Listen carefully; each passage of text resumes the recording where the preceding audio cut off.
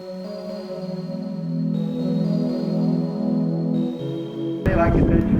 the one who said you walked on the moon when you didn't. Calling the kettle black, if ever thought of it. Saying I misrepresented myself. Away from me. You're a coward and a liar and a thief. What's up, skeptics? Welcome to another episode of Reason to Doubt, your source for all things skeptical. I'm your host, Jordan, and with me is my co-host, Jared. How's it going, Jared? It is going very well today, actually. I appreciate you asking. And yourself? It's going all right. Really excited for this topic because Castrinos, who is a friend of ours, asked us to do this like a year ago, and we're finally getting around to doing it. Yeah, it was our first request, probably, actually. So, so we do fulfill all requests, just not instantly. Yeah. Today we're going to be talking about the moon landing and whether human beings actually landed on the moon, or if it was all filmed by Stanley Kubrick in a Hollywood basement or studio or whatever. The supposed moon landing. Right, the alleged moon landing. Before we get into that, though, we have a fallacy for you today. The fallacy of the day is the Red Herring Fallacy. Yeah, so the Red Herring Fallacy is known as a red herring because a red herring is a smelly fish, and it distracts you from something else. So usually this is introduced as an irrelevant argument in response to the main argument in order to distract the actual point that's being addressed. So parents do this all the time, actually. You know, you've ever been if you have kids or something, you'll be in a toy store and they'll be like, "Hey, mommy, look at this toy." And then I'll be like, "That's a great toy. How about let's go look at home and look at the toys you have at home and see how much fun those are." You know, that's a red herring. That's a simple one, but politicians do it constantly. It'd be like, well, don't you respect the lives of innocent children? Why haven't you supported us on abortion rights? To which they respond to that argument, well, if you cared about the lives of children, you'd support us on gun control, because look at all this. Now, that may be there may be some valid points of criticism in there, but you're not addressing the argument the person is making. You're distracting them with this other shinier argument. Yeah. It's really easy to fall into because a lot of times they're emotionally charged, you know, in like official, you know, argumentation and stuff. And so it's very easy for your interlocutor or the person you're debating to get, or yourself for that matter, to be distracted by it and fall into that trap and like focus on that as opposed to what you were really there to talk about. So just be careful about the smelly fishes. Yeah. So the moon landing, unlike most of the topics we cover, I think this one, well, I think most of the topics we cover are more widely believed than this one. We've talked about vaccines, and obviously there's a huge anti-vaccine movement going on in the world today. Completely unrelated news, COVID is still going on. We've covered a lot of other broadly known topics. This is a conspiracy theory that's pretty low on the ranking of all conspiracy theories.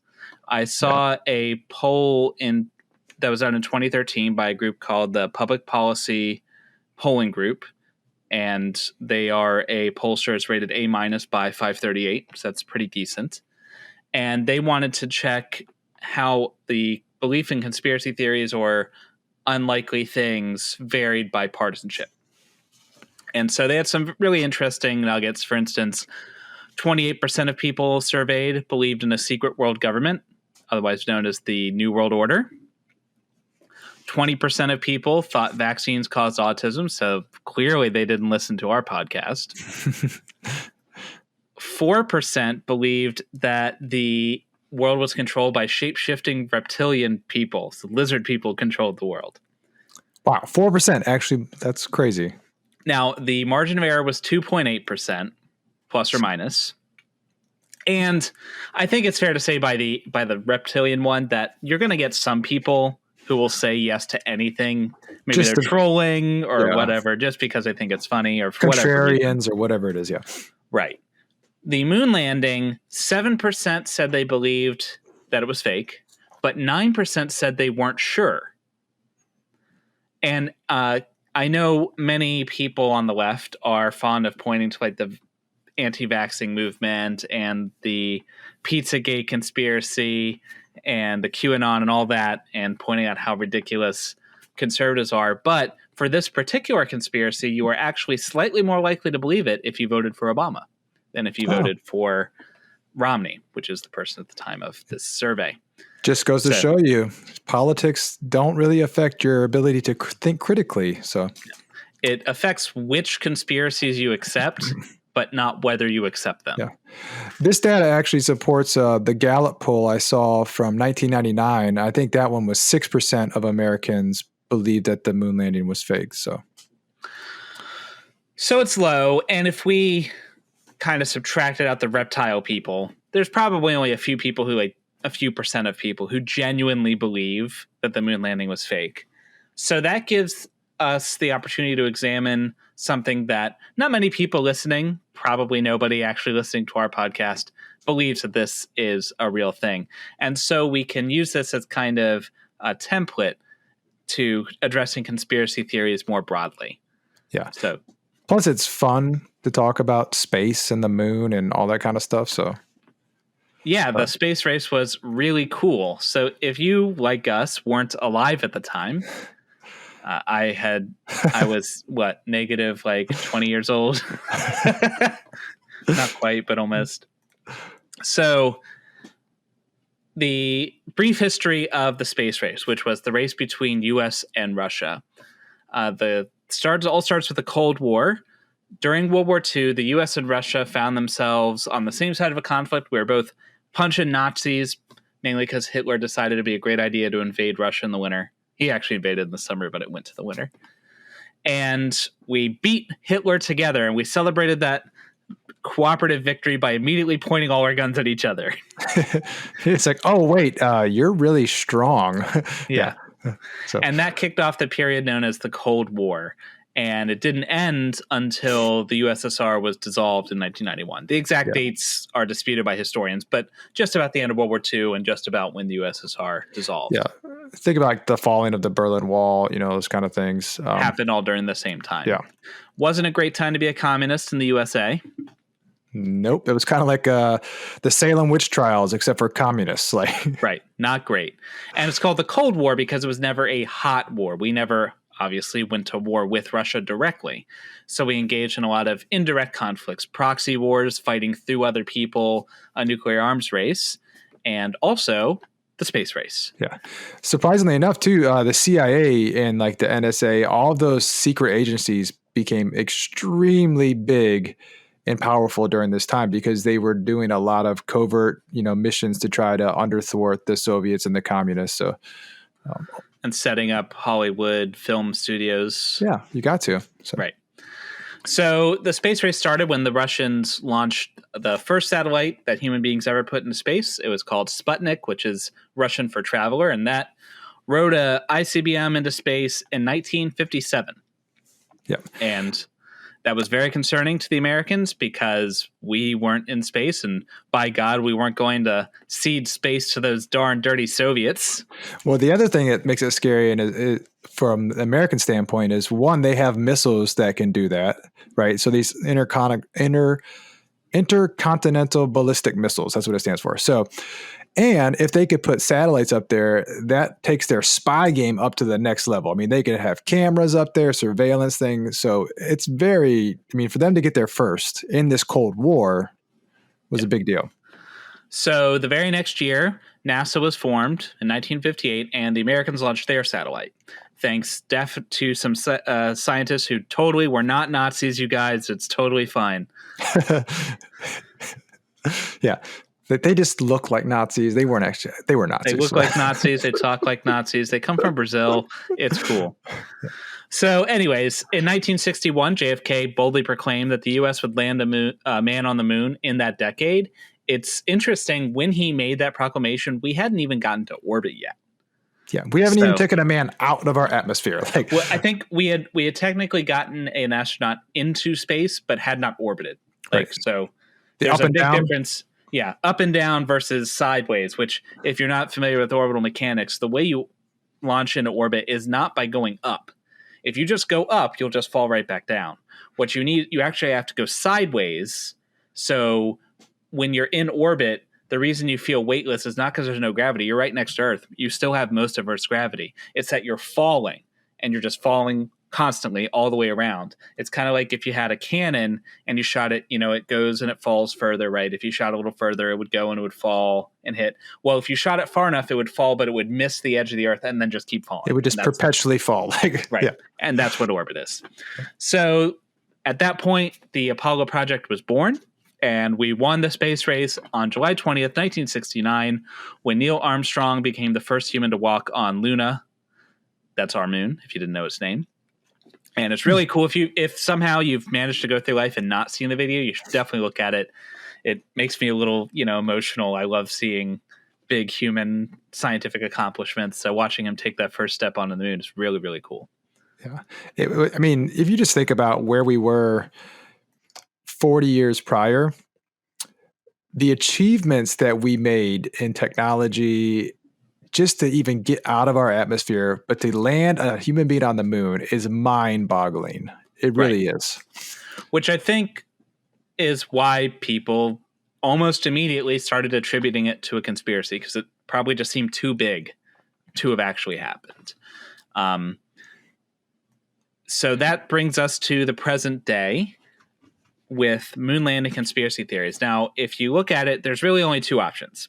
Either we went to the moon, and by we, I mean we, the human race. Obviously, I've not been to the moon. Only 12 people walked on the moon, and none of them are me. Yet. We'll see. But either we did or we didn't. So there's two competing hypotheses. And so what we can't definitively prove, I can't get in a rocket ship and go to the moon and look at the stuff that's there. Right. And by you being there, we're here. So, right. Yeah. Well, the claim would be that we weren't there in 1969. Right? Correct. Yeah. But I can look at the evidence we have and see, is that evidence better explained by us having gone to the moon or not? Right. So we're making a probabilistic argument here about which one is the better. Yeah. Right.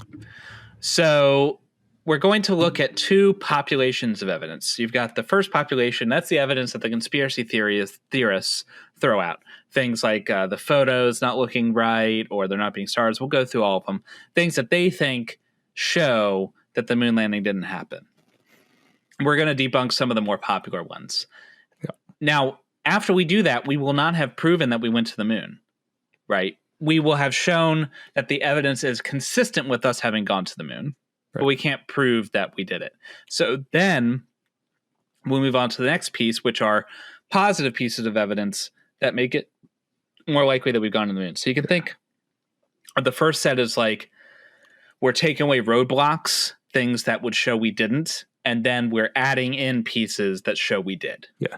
The other thing we can't prove is that we didn't go to the moon. So yeah, it's all about what better explains the evidence. Right.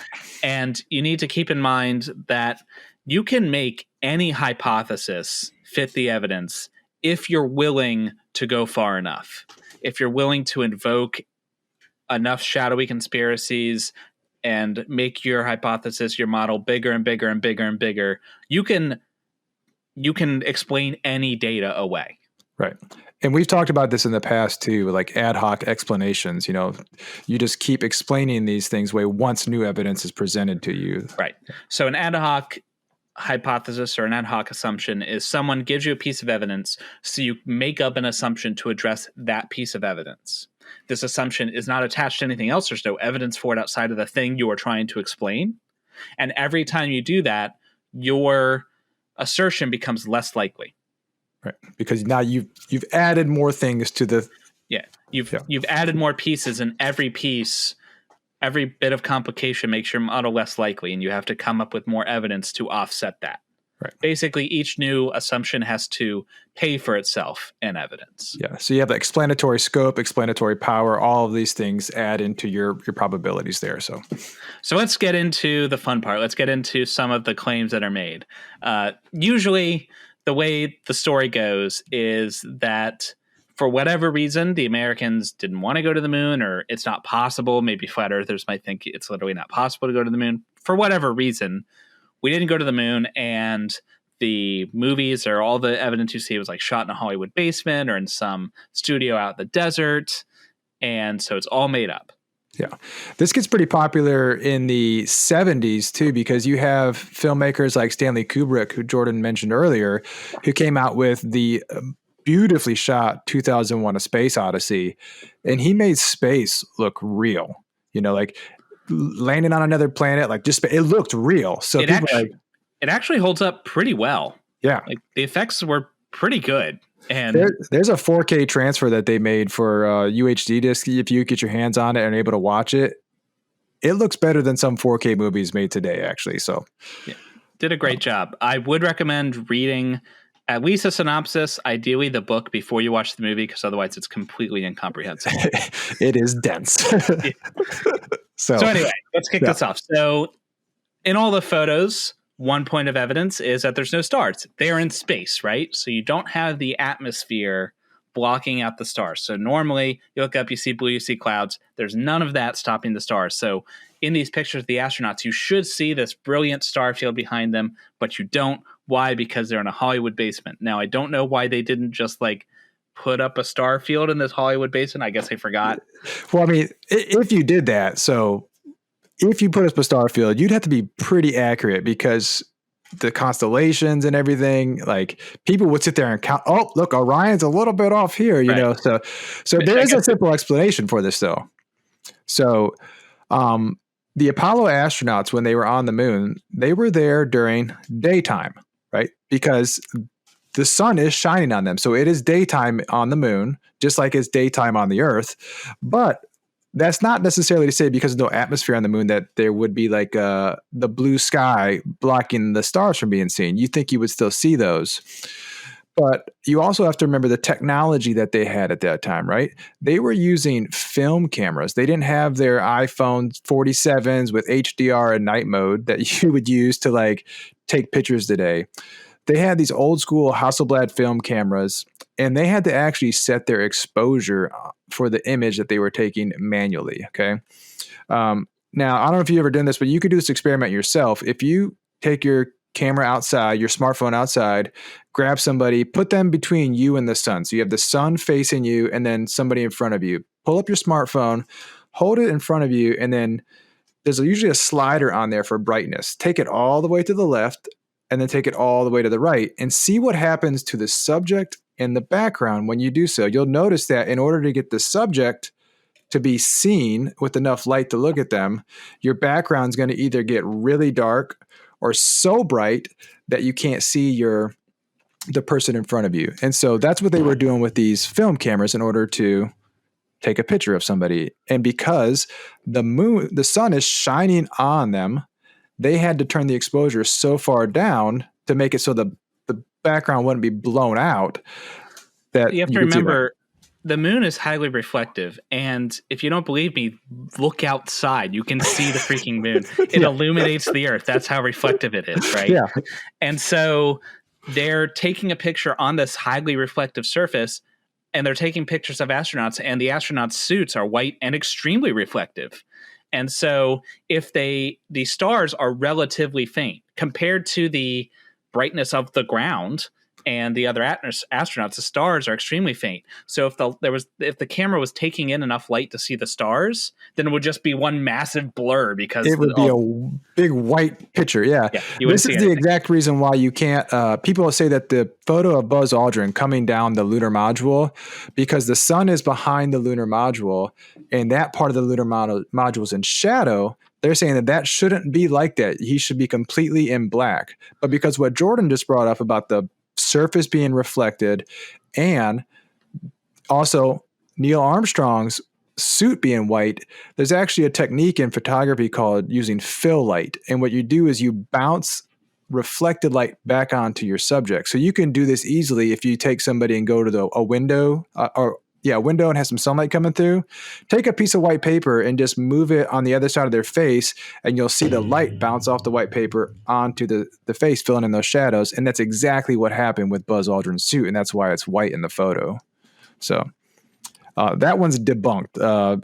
There's a really cool video that NVIDIA did. They're a gaming company where they did a 3D like they completely did a 3D model of the moon, the lunar module, down to like rocks and like every detail. And then they used their gaming technology for, light sources, and they kind of turn on certain objects. So they can turn off Neil Armstrong's suit to show what effect it would have with the light. I highly recommend check it out if you haven't. It's really cool. Yeah. And obviously their results accord with the photos. It's substantiated. Also, Mythbusters did an episode on it as well. Yeah. So that is debunked. The photography is the reason why that doesn't work. Yeah. But what about video? Right? What about all the videos, specifically the video of them planting the flag? Right. Because when they plant that flag, that thing waves, doesn't it?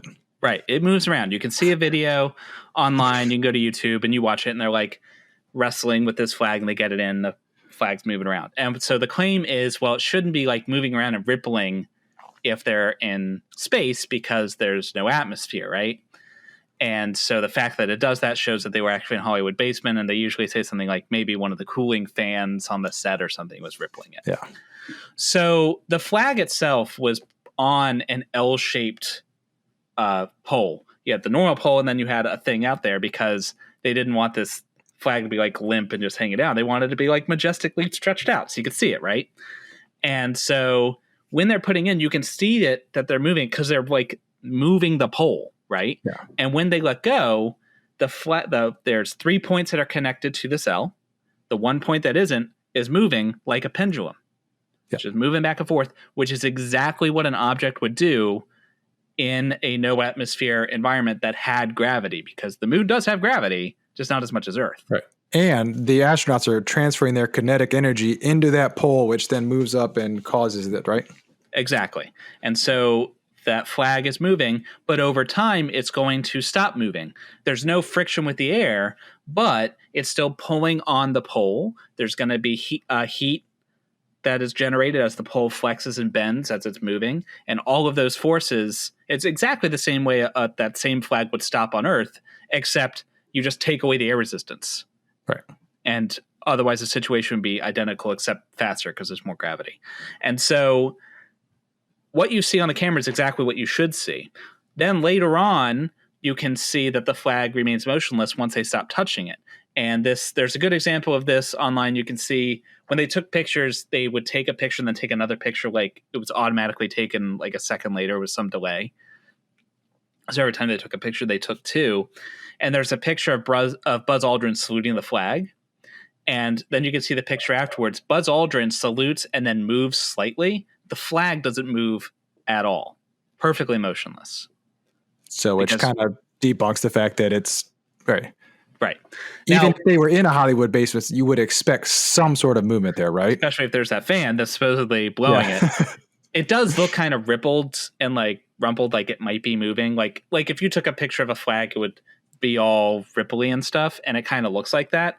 Well, that's because they just packed it up and shot it to the moon. They didn't dry clean it right before they pull it out. It's wrinkled. What do you want? Neil's in the lunar module with his iron, just ironing it out.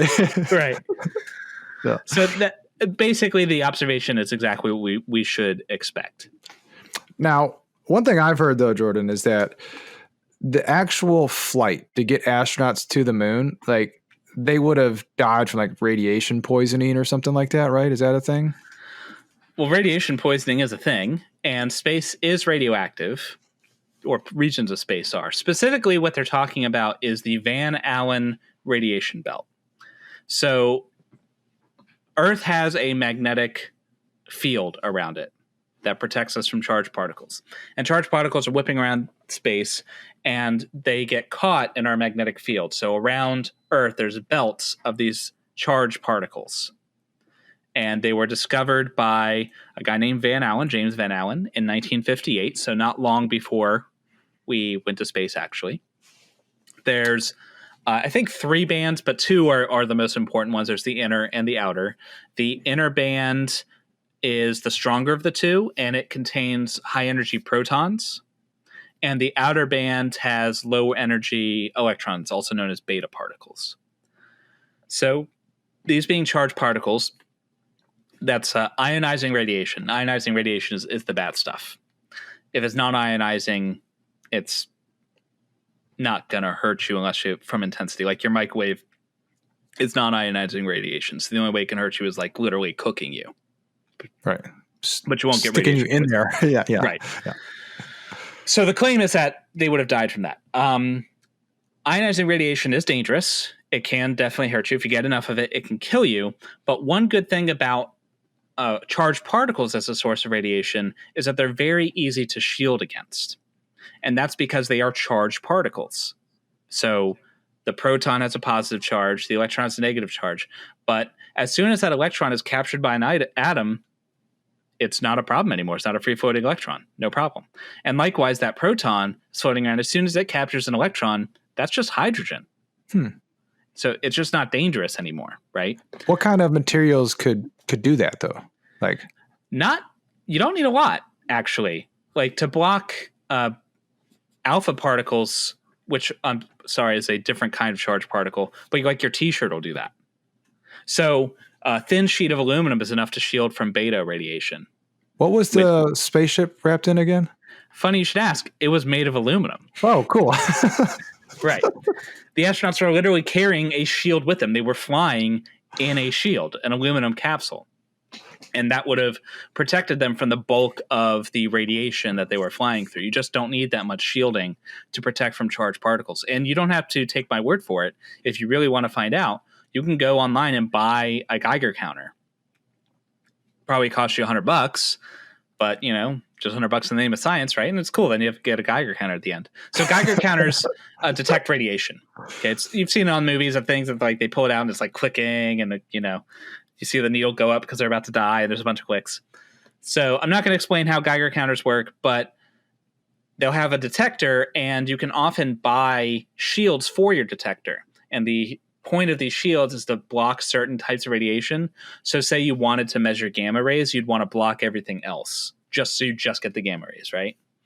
So to block alpha particles, which are not the same as the protons, but it's a similar idea because it's a positively charged particle. So that can be blocked with a piece of paper. Like literally anything will block it.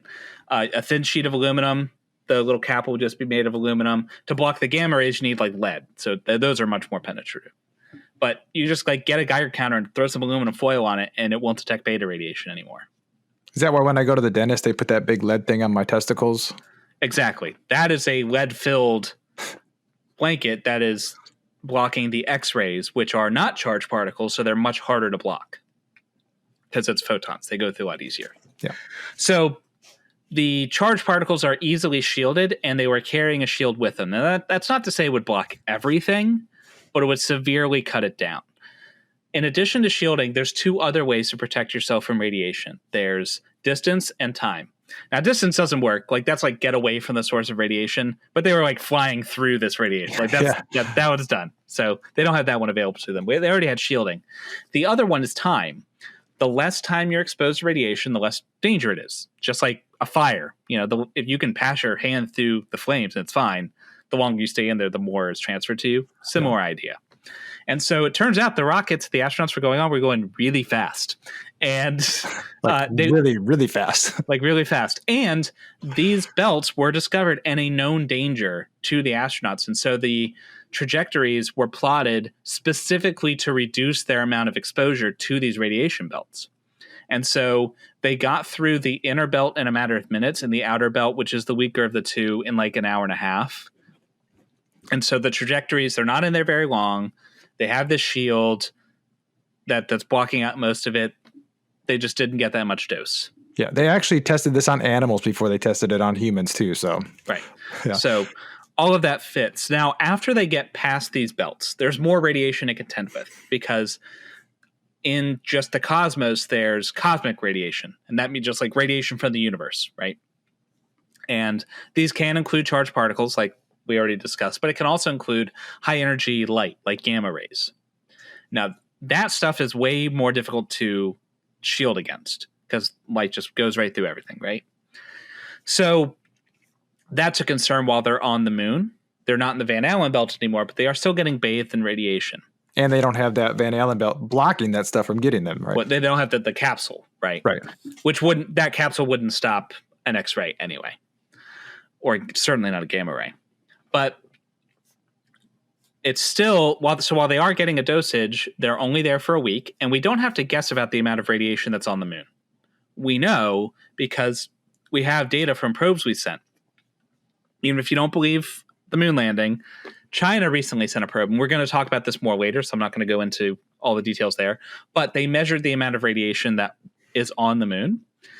They published it in a paper called First Measurements of the Radiation Dose on the Lunar Surface by Zhang et al., and that was in Science Advances, and that was actually just published late last year. This isn't the first time we've known about radiation on the moon, obviously, but you can read that paper, and with a little bit of math, you can see that the dose for a day's work on the moon is about 1.3 millisieverts. And just for reference, that's about the same as an abdominal X-ray. So it's not nothing, but people don't fall over and die from getting an X-ray. Yeah. Right. X-ray techs who are exposed to that probably more than. Right. Yeah. It's a very small amount of radiation, way less than you'd get just from living on Earth for a year.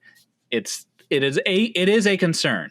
So it's a concern for long-term moon habitation. If you're going to be on the moon for months at a time, then it becomes a significant dose.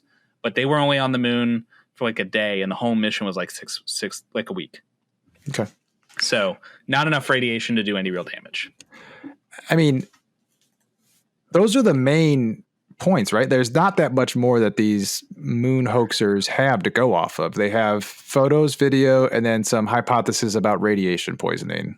Right. I've seen a couple other claims, but the big ones, like the ones that everyone was talking about, this is all of them. Yeah. So I guess we have to go back to our original question. I think we debunked their points, right? But so at this point, we've established that the evidence thus far is consistent with us going to the moon. Nothing they said would stop us, would preclude us having gone to the moon, right? So now let's see if we can do better. Let's see if we can put forth some positive evidence. We talked a lot about photography, so let's talk about photography. Yeah. What's crazy is that photography supports the hoaxers. It more greatly supports the fact that we actually went to the moon. Okay. There is a really cool site you can go to, nasa.gov. It has, I'll link to it in the description, but it's called Apollo Lunar Surface Journal. And it has all of the photos they took from all the Apollo missions. There are hundreds and hundreds and hundreds of photos. Do you know how likely it would be to fake all of those photos in the 60s, given the technology that they had available to them at the time? Yeah, they took all these photos because they were spending billions of dollars. They're not going to waste a photo op. Right. And they don't know if they're ever going to go back, right? So they had cameras mounted to the lunar module, like on every corner. I mean, it was like GoPros that you would see today. Like they had them mounted everywhere. Like they had a camera mounted specifically just to capture Neil Armstrong coming down the ladder of the lunar module because nobody else was going to be on the surface to capture that. Right. So they're not going to miss picturing the very first person to ever walk on the moon. Yeah. They're not. You don't send a huge rocket and spend billions of dollars to get a guy to a moon and not get a picture. You know. And the thing with all these hundreds and almost thousands of photos is they're all consistent with one another. They all, like if you were to line them all up and layer them all, they're all consistent. The chances of somebody faking all those is almost zilch. It would take a lot of work, but it gets worse for the hoax because allegedly, if we went to the moon, we didn't take everything away with us. We left trash not trash. We left lunar landers, we left rovers, we left stuff on the moon, right? Yep. And when we left, they're taking off, so they're like blowing debris and stuff, and there's no atmosphere on the moon, so that just like stays there. Like it doesn't go away. There's no like wind softening the surface. Well, yeah, and I think the lunar module itself actually detached parts, so it had like something to shoot onto to like go up, right? So if hypothetically you could go to the moon, you could see the stuff. Now, obviously, we can't go to the moon, but people have taken pictures of the moon since then. Most of these pictures, like if you just like got a telescope and looked at the moon, you're not going to see it because the resolution of your telescope is not sufficient, right? Yeah. And like if you pointed the Hubble at it, that's not going to work because the Hubble is set up to take pictures of things light years away, it's not going to see things like right it'd be next like taking your glasses off and trying to look at, Right. something on. Yeah. But other people have. So, for example, the Japanese Selene mission, they imaged the Apollo 15 landing site. That was in 2007. And they confirmed the bright spot left by the lander when it landed on the moon. So that is a distinctive feature that's not natural, that could only come from a man-made source. The actual mission of that was to map the surface of the moon to better understand how certain surfaces came about. And while they were there, they happened to map the Apollo 15 site. Not happened, I'm sure they did it intentionally, but Yeah. they mapped the Apollo 15 site, and they showed, like, I saw a picture of the generated map, and then from the pictures, they are identical. Yeah, right? They're the same, really good. obviously, because it's actually the same stuff, right? Yeah. Then in 2009, the Indian nation, they sent the Chandrayaan, I think it's how you pronounce it, Chandrayaan-1. And they also took pictures of the Apollo 15 and 17 landing areas. They saw disturbed surfaces and tracks left by lunar rovers on the surface of Mars. In 2010, the Chinese lunar probe Chang'e, I'm butchering that, I'm positive, Chang'e 2, took high-res pictures of the surface of the moon, and the resolution wasn't enough to see like individual footprints or anything, but they could see traces of the Apollo missions. Yeah. And that was confirmed by the chief application scientist for this mission. So that's 3 different nations, the Japanese, the Indians, and the Chinese. Why would those people cover for NASA? Right. Like, especially the Chinese. Especially the Chinese, right? Like, do you honestly think that our greatest rival on the planet, if they sent a probe to the moon and they found out we didn't go to the moon, and they're going to be like, don't worry, bro, I got you. I got your balls in a vice here, bro. Yeah. Right. Yeah. So there's now you can explain that away by saying, oh, well, maybe they're all in on it. But now your conspiracy has to get that much bigger. Growing, and you have to account for all that stuff. Yeah. If you get a chance, go check out the one specifically from the lunar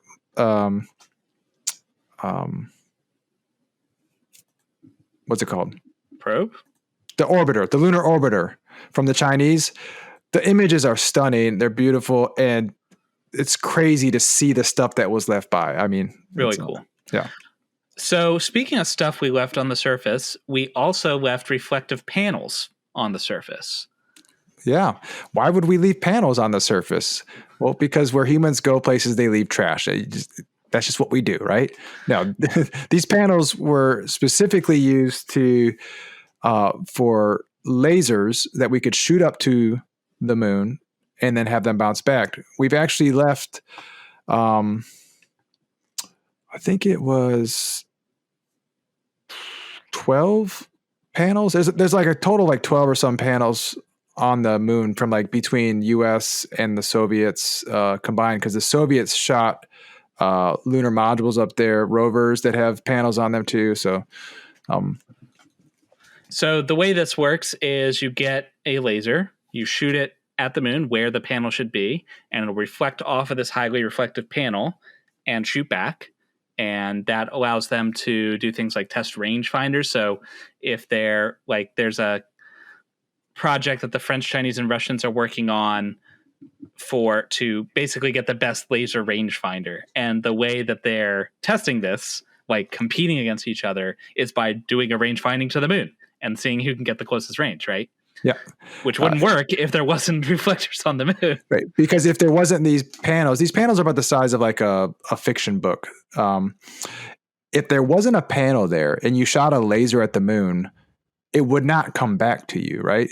Not as a cohesive laser beam. Not as a cohesive laser beam. And you'd have to have a very powerful laser to get that signal. It takes about 2.5 seconds for it to make a round trip back and forth. But now, on that, you can't just go like buy a laser pointer from Walmart and do this. Like, we're talking tens of thousands of dollars in equipment and also a telescope that can get it. Like, this isn't something you just go do. Yeah. But it is something that has been done multiple times. And again, by not Americans who would have no reason to cover for NASA. Right. There. So you have Russian, Chinese, and French with a couple other smaller countries, including the Americans, doing this project. Like, you would think if the Russians found out that we didn't leave something up there, they'd be like, like, they'd have more motive than the Chinese, I would think, too. Especially, even not just now, But at the time, so remember, like we talked about before, this was in the height of the Cold War, right? Yeah. So, and the Russians were trying to go to the moon. They denied it after they failed, but that was found out to be a lie later. So we beat them in this big national public race. If we had lied about it and they had found out, they would have loved nothing more than to be able, even if it wasn't true, if they just thought they could get away with claiming it, they would have loved to have done that. So any hoax would have had to have been not sufficient, not just to fool your average Joe Schmo working at a car wash or whatever. It would have to have fooled all of Russia and the KGB and their entire intelligence network. Which is really cool is because in the early 70s, I mean, the Russians sent some probes up in like 70 and 73, some rovers with these panels on it. One thing I find fascinating is that in the middle of the Cold War, you had the scientific community sharing information back and forth, right? You had the American scientists and the Russian scientists, and they're sharing this information, which it blows my mind actually to think about that would even happen. But so. Yeah. So that just kind of raises the bar of any hoax that would have happened. It would have had to have been enough to fool not just gullible Americans, but like actual states who were doing everything they could to watch everything that was happening. Yeah. I mean, and for example, they built actual rockets. Whether or not you believe they went to the moon, they definitely built a rocket and they definitely launched it, right? There are people down at Cape Canaveral watching this thing take off, you know? It's like, right. Like you just went and saw it, right? Yeah. So, and Russia obviously could tell that we launched a missile. They have missile detection systems, right? And so what happened to that rocket? It went somewhere. It went somewhere. Where'd it go? Yeah.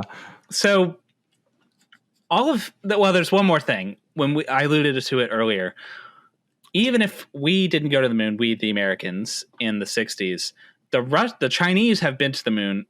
They've sent probes to the moon very recently. The Chang'e 4 landed on the moon on the 3rd of January in 2019. Unless you think also that the Chinese are also faking their moon landings. It was an unmanned lander. But the point of this mission was to go there and analyze rocks. Well, one of their many purposes was to analyze the chemical composition of the rocks there. Well, we brought rocks back from the moon and we analyzed them and released the findings. And, moon rocks are very valuable. So either they faked these moon rocks in a lab, right?